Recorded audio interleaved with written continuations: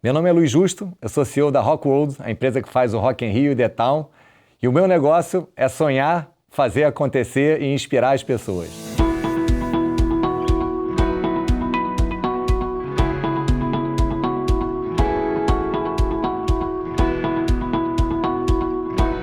Além desse olhar de inovação, eu acho que tem um olhar muito de responsabilidade. Antes mesmo, inclusive, de faculdade e tudo, eu tocava em banda. Que narrativa que esse artista tem? Por que se ele vier no palco antes dessa outra pessoa, ele começa a contar uma história que essa outra pessoa conta?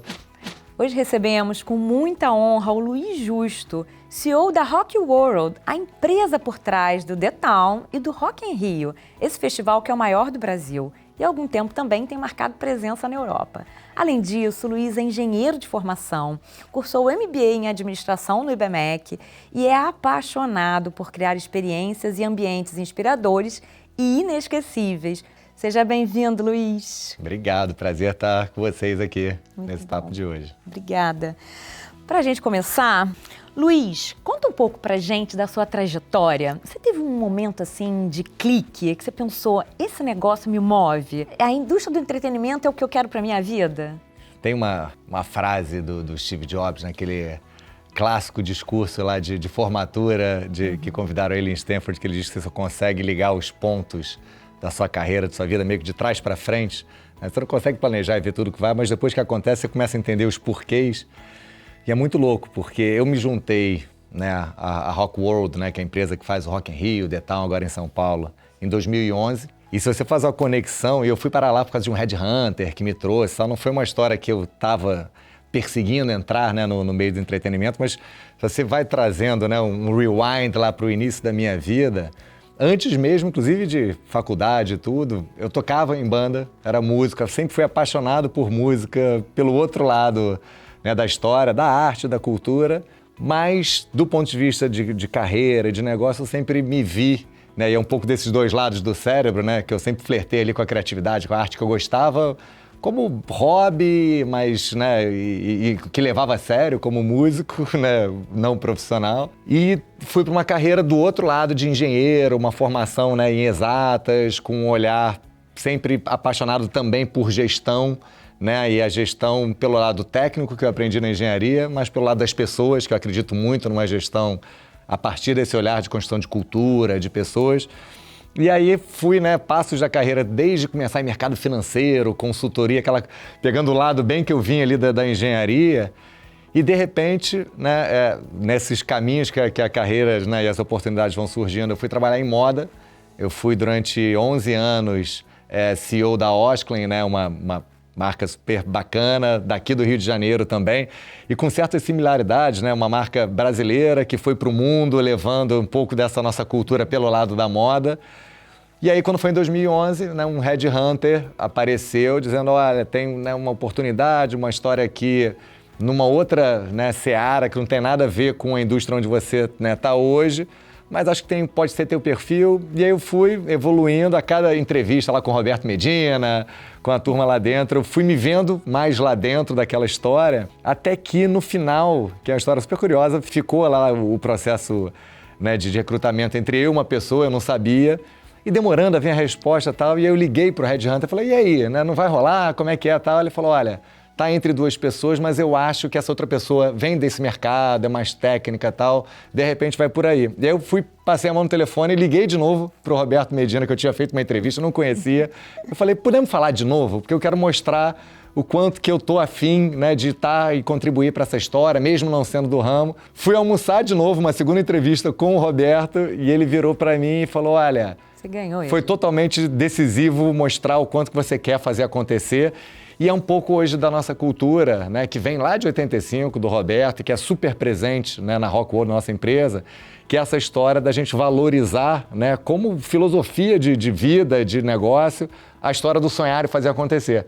E ali era isso, assim, aquilo naquele momento, que era uma entrevista de um novo mercado, que eu não sabia direito e tal, começou a virar um sonho. E essa vontade de fazer acontecer esse sonho, acho que foi determinante. Então, de novo, olhando de trás para frente, foi meio que a indústria que me chamou e, obviamente, hoje eu sou um apaixonado pela indústria do entretenimento, que é essa possibilidade que a gente tem de dialogar com a felicidade, com o sonho, com as experiências, né? E aí vira essa cachaça que é hoje poder trabalhar com uma coisa que eu sou absolutamente apaixonado. Incrível. E né, o fato de você estar 13 anos, né, que você falou? Isso, desde 2011, né? Estamos 23, 12 anos. 12 anos.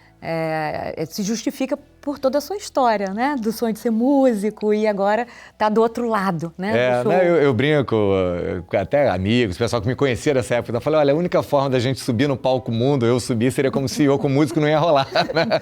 Então você olha também de trás pra frente, né? De repente aquele garoto lá, eu lembro que uma das bandas que eu tive no início era uma banda que era cover de Iron Maiden.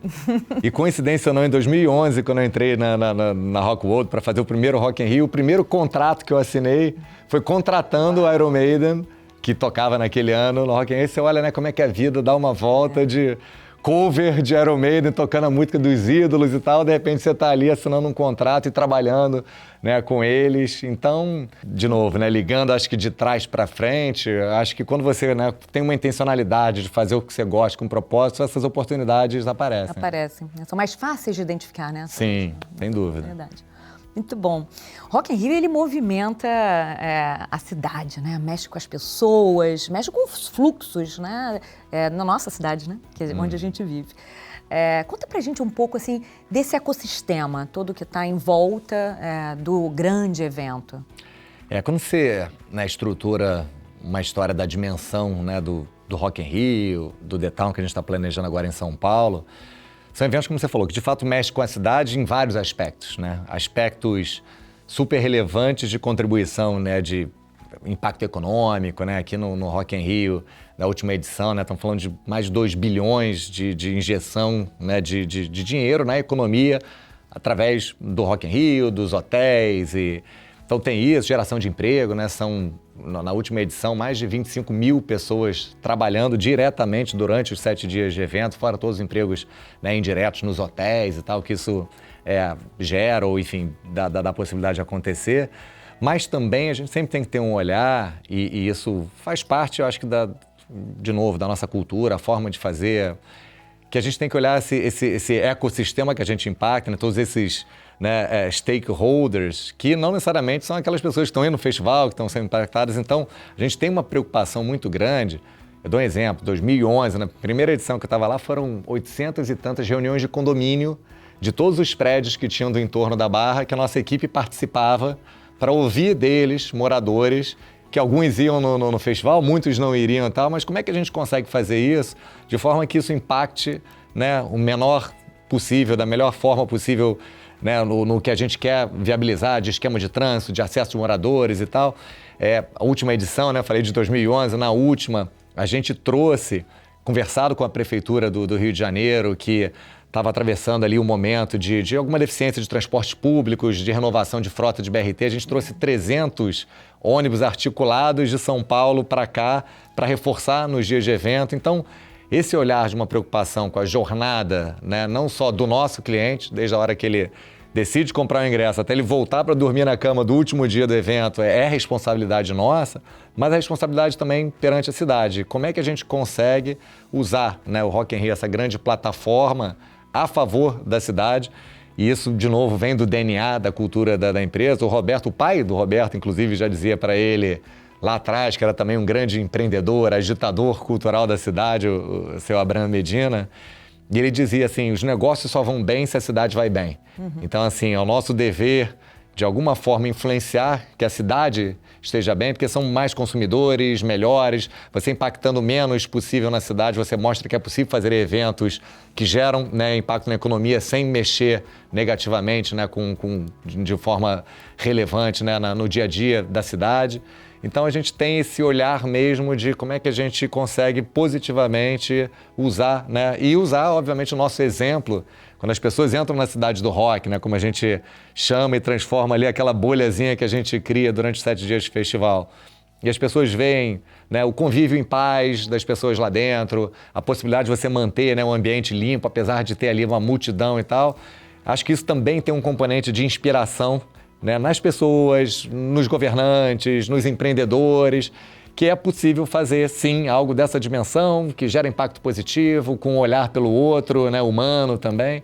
Então, acho que a gente tem, desde esse impacto direto na economia, com um impacto também de inspiração para as pessoas verem que é possível fazer. Perfeito, muito bom. Você falou em 25 mil pessoas, né, que trabalham diretamente no Rock in Rio. É incrível, né? Essa multidão só de pessoas que estão lá, né? Operando. Ali nos 7 dias.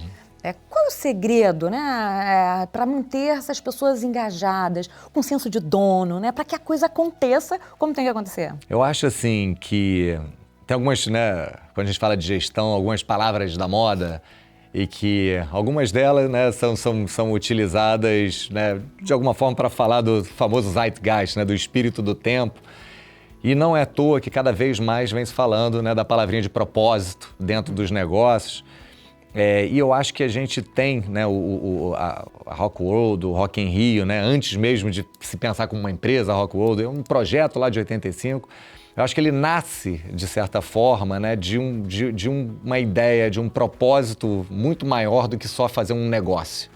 E era um sonho lá atrás do Roberto, quem conhece a história dele, ele faz o Rock in Rio muito para provar que era possível o Brasil, numa situação muito adversa de economia, do momento que se vivia lá em 84, 85, possível fazer algo dessa dimensão e mostrar para o mundo essa nossa capacidade. Então ele já nasce, a gênese, né, do projeto não era para ser, vamos fazer um negócio para ganhar dinheiro, vender ingresso, patrocínio, como é que é.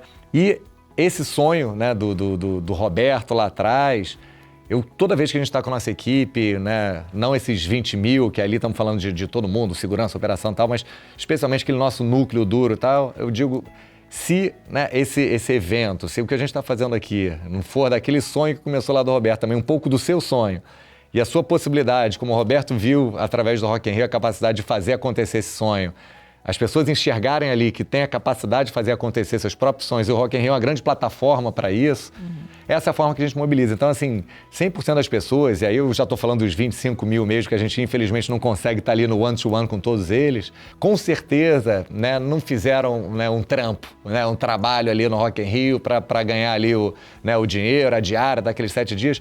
Todo mundo enxerga por trás, e seja pela operação que for, quem está ali ajudando na limpeza, quem está ali ajudando na alimentação daquelas 100 mil pessoas, sabem que estão contribuindo para construir uma coisa mágica.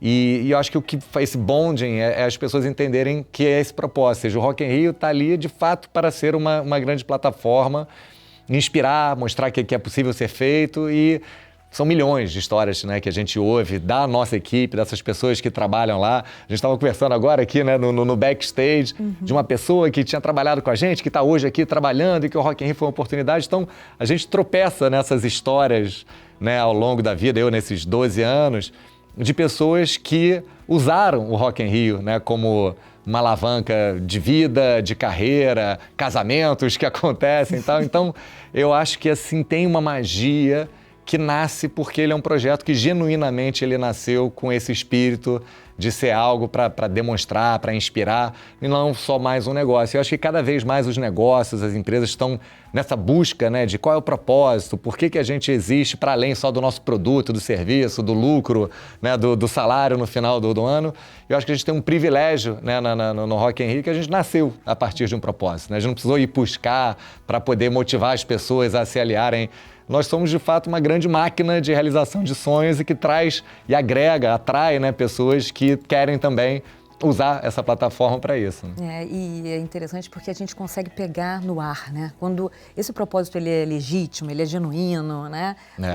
As pessoas, o mercado, enfim, quem está em volta percebe, né, que isso tem raiz, né? Que a gente hoje está vivendo a era da autenticidade, né?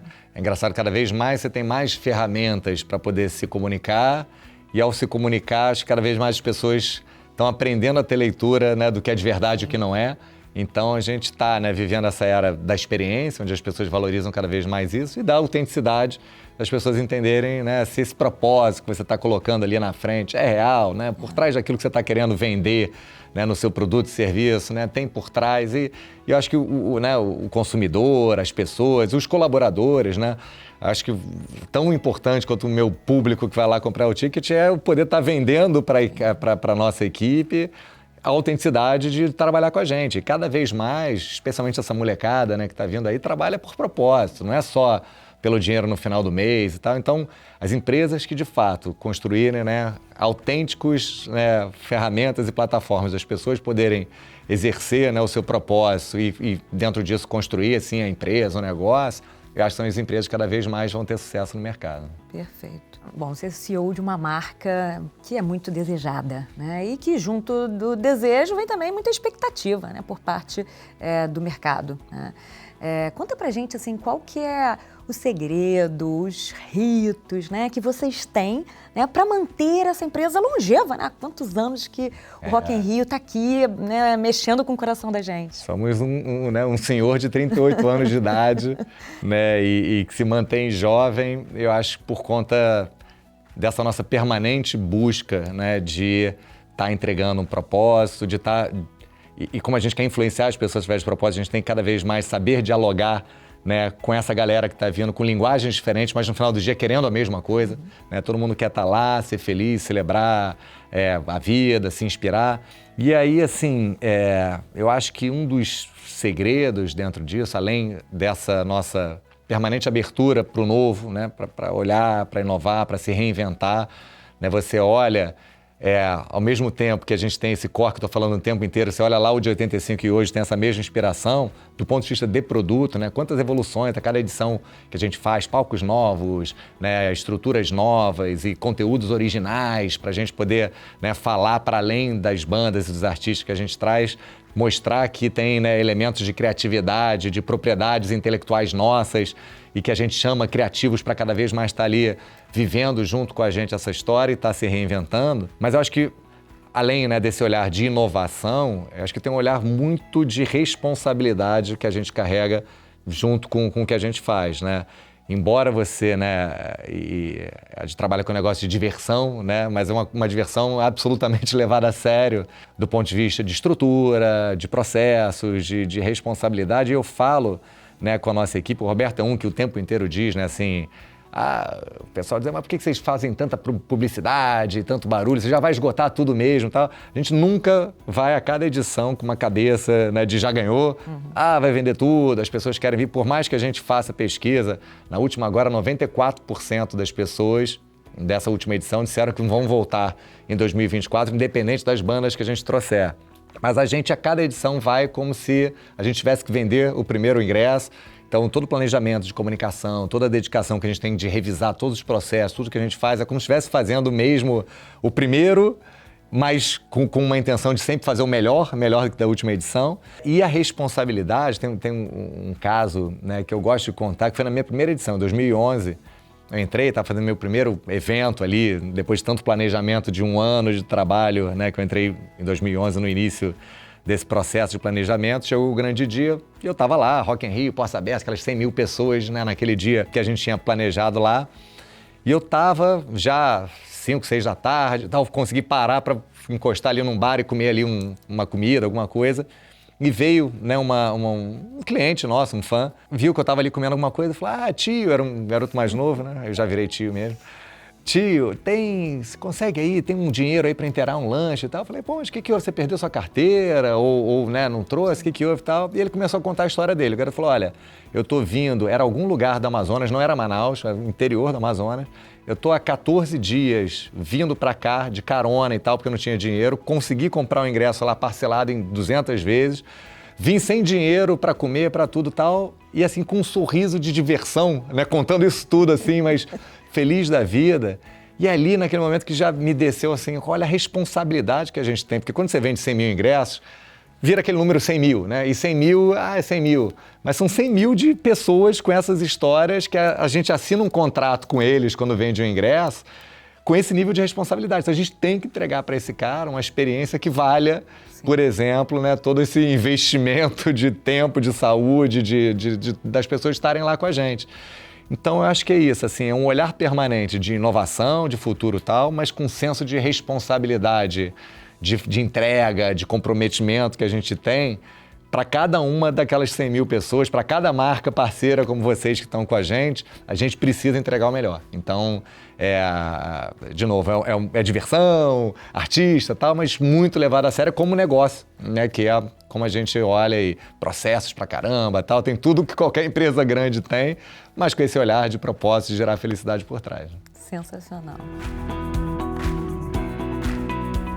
Data Science, ou ciência de dados em bom português, é uma área de estudo dedicada a extrair informação para o negócio, combina matemática, estatística, inteligência artificial e engenharia para analisar grandes quantidades de dados, texto, áudio, imagem, vídeo. Diariamente, uma quantidade de dados gigantesca é gerado por nossos rastros na internet, nos processos de uma empresa também. E analisar esses dados permite identificar padrões que auxiliam em tomadas de decisão ou podem trazer inspiração para a criação, melhoria de produtos e serviços. Data Science, né? Lá no Rock in Rio é fácil imaginar, né? Dados em negócios de tecnologia, ou negócio de consumo de produto para análise de vendas e tal.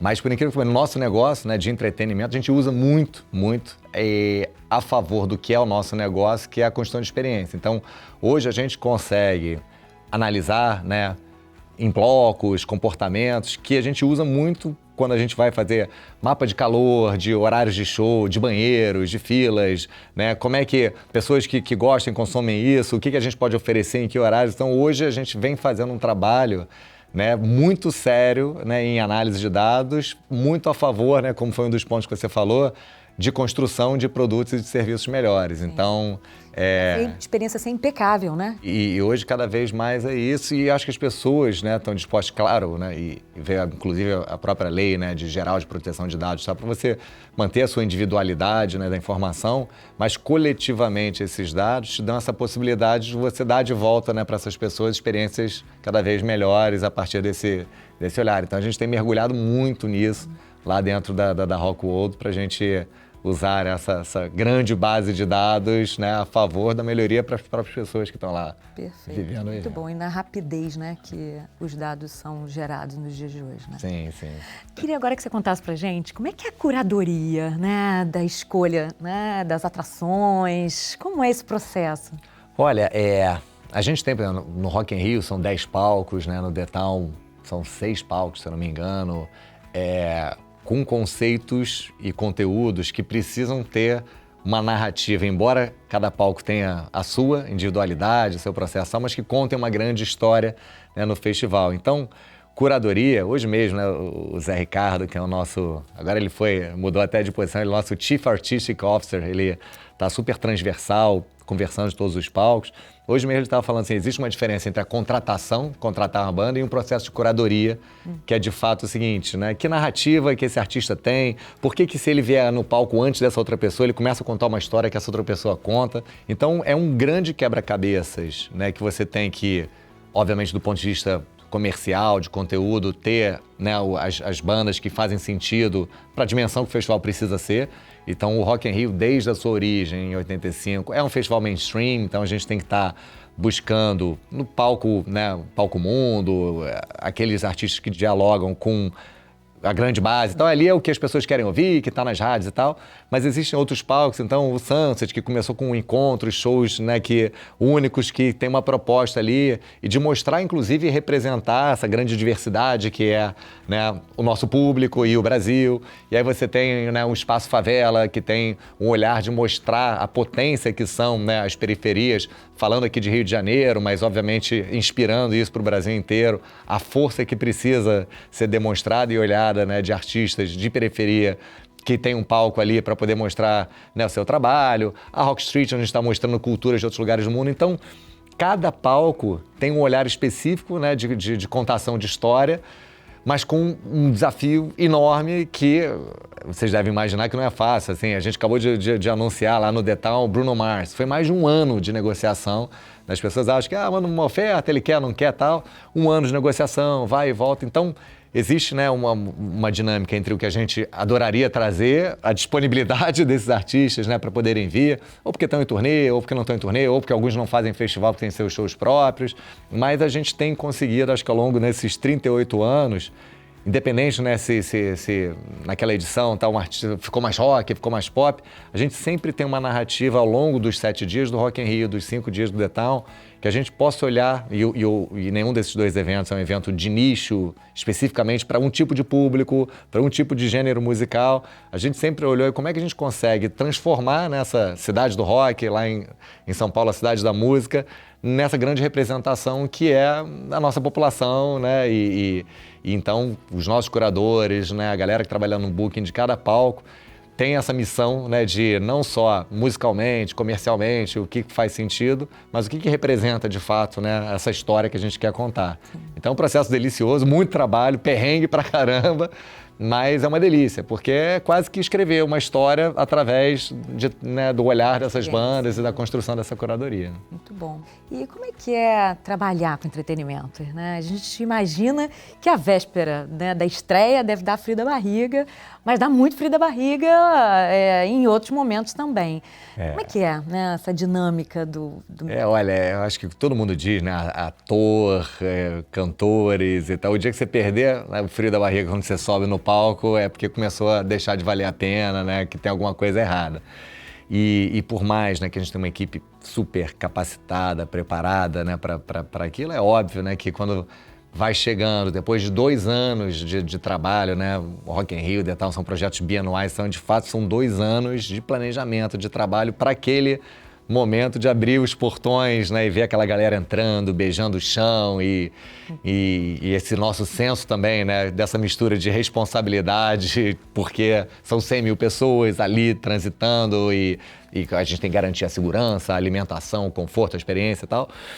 Mas eu acho que, né, esses 2 anos de planejamento, e a gente fala muito isso com a nossa equipe, do ponto de vista de processo de trabalho, a gente precisa estar absolutamente preparado, né, para tudo aquilo que a gente entende que precisa funcionar, para no caso do evento, e o evento tem esse nome de evento porque, né, eventualidades acontecem, não é um projeto, né, que fixo, permanente, a gente possa estar com uma equipe preparada para poder reagir para aquilo que a gente talvez, né, não pudesse prever. A gente não consegue definir se vai chover ou não vai chover, mas a gente consegue fazer todo um planejamento para caso chova, como é que a gente vai atuar.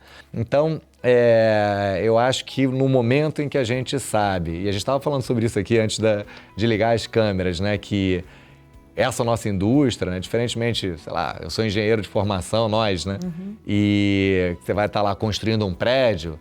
Claro que todo mundo quer ter um planejamento para o dia que tal, mas você adiar ali 1 mês, 2 meses o lançamento, porque alguma coisa aconteceu e tal, não é o fim do mundo. A gente sabe, né, de tudo que vai acontecer de agora, no caso do The Town, que é em setembro. Eu sei que dia 2 de setembro, às 2 horas da tarde, aquele portão vai estar aberto, aconteça o que acontecer.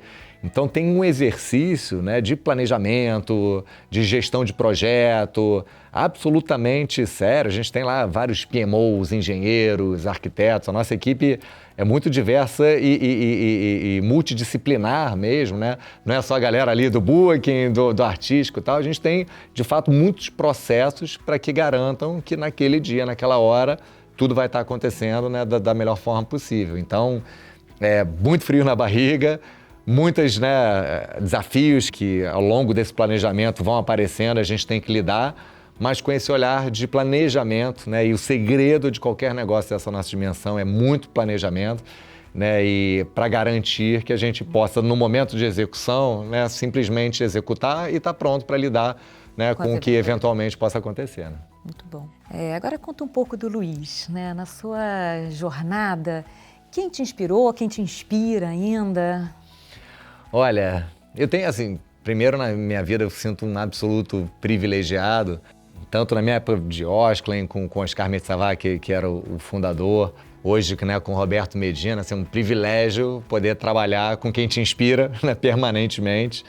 E o Roberto, né, já fosse, né, pelo que eu já conhecia dele antes de trabalhar, por tudo que ele fez, o Rock in Rio 85, mas hoje, de novo, o privilégio de 12 anos estar diariamente, né, junto com ele, eu acho que além da inspiração, né, de ser um grande visionário e tal, uma inspiração sobre essa cultura que a gente falou de sonhar, fazer acontecer, né, de fato ele é um cara que te provoca o tempo inteiro e se provoca, né, o tempo inteiro sobre se você não tiver, né, no momento um grande sonho e de fato usar, né, toda a tua força, energia para poder fazer acontecer, as coisas não valem a pena. Então, ele, sem dúvida, é uma grande inspiração. E eu acho que eu vejo, né, muito dentro de casa, né? E eu sou hoje casado, minha esposa é uma grande inspiração como executiva, né, como pessoa, como visão de mundo. Meus filhos, absolutamente inspiradores. Quantos laboratórios dentro de casa. A gente falando, né, que eu acho que esse segredo da gente estar, né, sempre update, né, e olhando para isso, é você não perder esse olhar de que você está eternamente aprendendo, né, com essa molecada e troca. Então, hoje eu posso dizer, minha própria família dentro de casa, cada jantar que a gente faz, né, com 4 filhos que né, eu e minha esposa temos, e ela, é uma troca, é uma inspiração para você, né, voltar no dia seguinte, minimamente para poder fazer, né, acontecer também, né, por eles, e eles participam. A gente fechou Bruno Mars, é uma vibração lá dentro de casa. Então, eu acho que assim, esse olhar profissional de poder lidar, por exemplo, com o Roberto ali diariamente, a minha equipe é absolutamente inspiradora. Acho que cada pessoa que trabalha comigo me inspira, né? Tem gente muito melhor do que eu em várias áreas, né? Cada um na sua especialidade, e é um prazer eu aprender com eles também diariamente. Então, acho que assim, né, as pessoas que nos inspiram, às vezes, são aquelas que estão mais perto, né, do que ser aquele super líder visionário do livro, que também são, né, quantos, Steve Jobs, assim, que a gente falou aqui, quantos são, mas se a gente olhar perto, né, a criança que está ali do teu lado, a tua família, quem trabalha contigo, eu acho que eu tenho, assim, como eu falei de novo, um privilégio de poder escolher também, de se cercar, né, das pessoas que você quer trocar e que contribuam. E eu acho que hoje, na minha vida, eu sou cercado de pessoas inspiradoras. Incrível. Então, isso faz toda a diferença para manter o gás, né? Manter a chama acesa. Muito bom. Para finalizar, eu queria que você nos desse uma dica, né? Para quem está assistindo a gente. Como é que é, né, essa vida sobre muita pressão, muita adrenalina, né? Que no limite isso é muito estressante, né? Como é que a gente consegue olhar, né, o copo meio cheio, ver significado, né? Porque aí, quando a gente olha na retrospectiva, aquilo é incrível, né? Aquele perrengue, aquela, né, situação dramática virou uma ótima história. Como o Rock in Rio tem muitas boas histórias para contar. Sem dúvida. E sempre, e muitas histórias mesmo de superação, né? E a gente brinca, né? Todo momento a gente fala, não seria, se não fosse, né? Se fosse fácil, não seria o Rock in Rio. Se fosse fácil, não seria o The Town. A gente vive diariamente, não é exagero, né? Uma grande situação, né, de adversidade para contornar, de planejamento. Porque quem está, né, pensando coisas grandes enfrenta problemas grandes de realização. E eu tenho cada vez, né, falado mais de características, né, de empreendedores não só necessariamente os que abrem seus negócios, empreendedores internos, né, dentro das empresas. Cada um tem a capacidade, né, minimamente de ser um empreendedor da sua vida, da sua carreira. E acho que uma das principais características, e de novo, né, dando o Roberto aí como um super exemplo, inspiração de vida dele, que é esse aspecto, né, da antifragilidade. Hoje mesmo eu estava falando com o time, a gente fez uma super reunião de The Town, falando tudo que vem pela frente, milhões de desafios e tal, e eu estava justamente falando sobre esse conceito, né, diferentemente, e tem um livro lá, o Antifrágil, do Nassim Taleb, que fala exatamente sobre esse conceito, que mais do que a resiliência, né, a nossa capacidade de aguentar ali parado e sem se abalar, eu acho que esse passo além, né, desse olhar da antifragilidade, que é como a partir dessa adversidade você enxerga a oportunidade de sair, né, do final daquele túnel escuro que às vezes você, né, parece que entrou, e você sair de lá melhor, né, do outro lado, olhando essas oportunidades que vieram da adversidade, nem que seja de aprendizado, né, se não teve como contornar ela e de fato, né, você vê ali, tomou aquela rasteira e tal, mas que aprendizado eu tirei dessa rasteira para na segunda eu cair de forma diferente ou não ter uma segunda. E de novo, a história, né, do Rock in Rio como um todo vem dessa. Você pega o primeiro Rock in Rio de 85, né, o projeto foi maravilhoso, mas financeiramente, por uma série de razões, que teve que destruir a cidade do rock e tal, economicamente lá foi um desastre do ponto de vista financeiro, mas essa determinação, esse olhar que a partir disso criou-se uma marca. Porque o Roberto dizia, né, desde do lá de 85, ele sabia que ia quebrar, que assim, financeiramente o projeto ia entrar, mas não deixei de entregar o que eu queria entregar, porque a diferença entre aquilo ser, né, um custo ou um investimento era no final você chegar e dizer o seguinte, a gente criou algo relevante, né, que vai poder voltar e fazer história mais do que simplesmente ser um projeto, né, que não deu certo. Então, essa vontade, né, de fazer a partir, né, de uma crise, ter um olhar, eu acho que isso é no nosso dia a dia. E é isso que eu cada vez mais vejo, estimulo, né, na nossa equipe, vejo deles, porque, de novo, a gente está montando agora o The Town. É fazer do zero uma nova jornada, criar o Rock in Rio de 85 de novo, do zero. Mas eu acho que todo mundo está olhando ali, né, de cada crise que aparece nisso, essa oportunidade, nem que seja de no final dizer, eu estava lá e fiz, né, essa primeira edição acontecer. E eu acho que, né, o prazer que as pessoas vão ter, né, de poder dizer para os seus filhos, como lá as pessoas que trabalharam em 85, olha, aquele primeiro eu estava lá e fiz acontecer. Eu acho que vai ser um pouco disso que a gente vai ter. Então, assim, acho que a dica na vida é, assim, viver muito o presente. Claro que a gente tem que planejar o futuro, a perspectiva do futuro, mas quando você tem, né, uma diversidade, claro, você se projeta lá na frente, olha, eu vou resolver, lá a gente vai dar risada sobre isso tudo e tal, mas como é que eu estou genuinamente presente, né, nas minhas decisões, né, no olho a cada conversa que você está com a sua equipe, sendo sincero, transparente e tal, para junto atravessar essa história e de novo buscar, né, dessa crise que você pode estar vivendo, uma oportunidade de fazer ainda melhor. Muito obrigada, Luiz. Foi uma honra, né, conversar com o CEO, mas mais do que o CEO do Rock in Rio, com essa pessoa, com esse olhar particular de mundo. Muito obrigada. Eu que agradeço, é sempre um prazer estar aqui, né, nesse ambiente de aprendizado e troca. Como eu falei, acho que uma das grandes missões do Rock in Rio, mais como um negócio, é inspirar as pessoas e a gente aprende muito, né, a cada conversa, a cada bate-papo. Então, poder estar hoje aqui também, né, trocando com vocês, né, quem está assistindo a gente, né, nem que seja para olhar isso e colocar em prática e devolver também que a gente, né, como eu falei, tropeça em histórias de pessoas que, pô, vi aquele conteúdo de vocês ou viver aquela experiência. Então, cada oportunidade de troca dessa para a gente também é um grande privilégio. Maravilha, obrigada. Obrigado. E você, já sabe qual é o seu negócio? Se gostou desse conteúdo, então aproveita e segue a gente no YouTube do BMEC, no Spotify, nas principais plataformas de streaming. Também tem muito conteúdo e cortes lá no Instagram, @IBMEC, e no TikTok, @IBMEC.oficial. E até a próxima!